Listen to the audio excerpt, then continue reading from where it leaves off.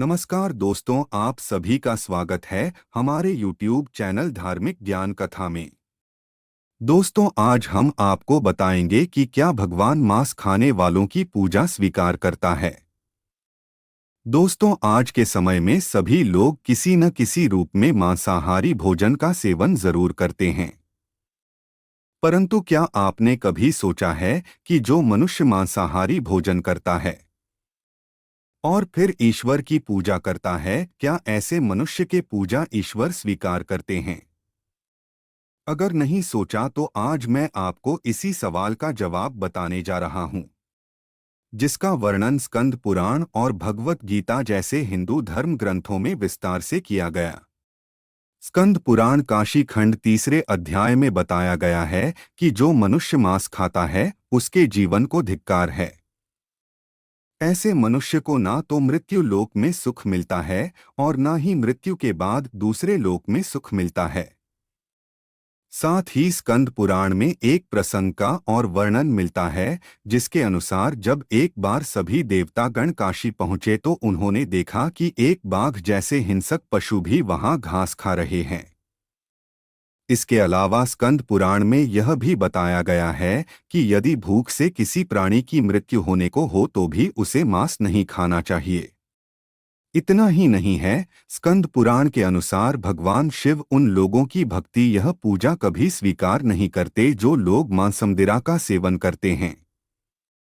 स्कंद पुराण के अलावा वराह पुराण में भी इस बात का वर्णन मिलता है, जिसके अनुसार भगवान विष्णु के वराह अवतार पृथ्वी देवी के पूछने पर कहते हैं कि जो मनुष्य मांस का भक्षण करते हैं, मैं ना तो उसकी पूजा स्वीकार करता हूँ और ना ही उसको अपना भक्त मानता हूँ। साथ ही भगवान विष्णु के वराह अवतार पृथ्वी देवी से यह कहते हैं कि जो मनुष्य मछली या दूसरे पशुओं के मांस का सेवन करता है, मेरे लिए उससे बड़ा अपराधी और कोई भी नहीं। इसके अलावा भगवत गीता में भगवान श्री कृष्ण ने यह भी बताया है कि मनुष्य को क्या खाना चाहिए और क्या नहीं। भगवान कृष्ण के अनुसार मांस एक तामसिक भोजन है, जिसके सेवन से मनुष्य की बुद्धि क्षीण होने लगती है और मनुष्य अपनी इंद्रियों पर से नियंत्रण खो देता है। उसके बाद मनुष्य ना चाहते हुए भी कई तरह के अपराधों का भागी बन जाता है। और ऐसा मनुष्य जब मेरी पूजा करता है या मुझे याद करता है तो मैं उसके पास नहीं जाता हूँ। इसके बाद भगवान श्री कृष्ण गीता में कहते हैं कि मांसाहारी भोजन राक्षसों के लिए है, न कि इंसानों के लिए। भगवत गीता में भगवान श्री कृष्ण ने आहार को 3 भागों में विभाजित किया गया है, जो कि राजसिक, तामसिक और सात्विक भोजन है। जिसके अनुसार सात्विक भोजन लंबी आयु देने वाला, मन को शुद्ध करने वाला, बल बुद्धि प्राप्त और तृप्ति प्रदान करने वाला है। हिंदू धर्म में मांस खाना सही है कि नहीं, इसके बारे में कई लोगों को भ्रम है और इसका मुख्य कारण यह है कि लोगों को धर्मशास्त्र में वर्णित ज्ञान का ना होना। कुछ लोगों का तो यह भी मानना है कि वेद मांस भक्षण को जायज बताता है, लेकिन यह सच नहीं है। सच तो यह है कि वेदों में स्पष्ट रूप से बताया गया है कि पशु हत्या अर्थात पशु बलि आपकी श्रेणी में आता है।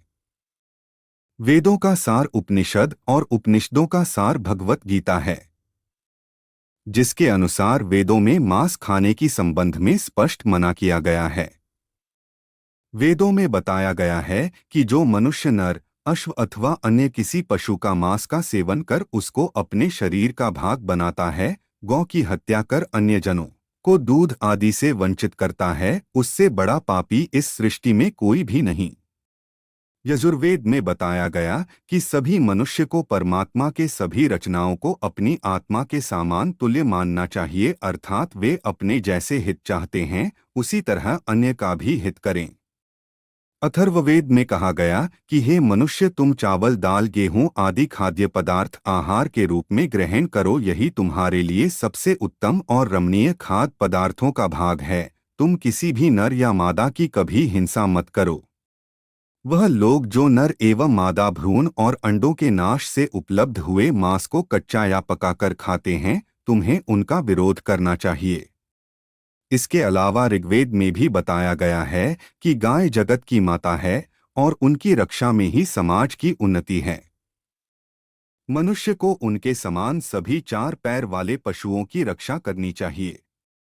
वहीं गरुड़ पुराण में भगवान विष्णु पक्षीराज गरुड़ को एक कथा सुनाते हुए कहते हैं कि जो मनुष्य मांस का भक्षण करता है या फिर मदिरा का सेवन करता है, उसकी भक्ति या फिर पूजा कोई भी देवता स्वीकार नहीं करते और ऐसे मनुष्य को ना ही कोई देवता मदद करते हैं।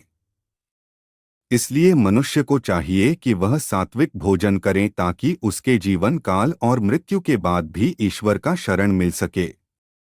आगे भगवान विष्णु कहते हैं कि जो मनुष्य स्वाद के लिए दूसरे पशुओं की हत्या करता है, उसे मृत्यु के बाद पशुओं की उसी योनि में कई जन्मों तक भटकना पड़ता है और वह भी उसी तरह मारा जाता है जिस तरह खाने के लिए उसने पशु को मारा था। इसलिए मित्रों, यदि आप पूजा या फिर ईश्वर की भक्ति में विश्वास रखते हैं तो फिर मांसाहार का सेवन करना बंद कर दीजिए। वैसे भी मांसाहार भोजन को वैज्ञानिक रूप से उचित नहीं माना गया है। यह मनुष्य को कई तरह के रोगों से भी ग्रसित कर देता है और जहां तक धार्मिक मान्यताओं की बात है, उम्मीद करता हूं आप लोगों को समझ आ गई ही होगी। धन्यवाद दोस्तों।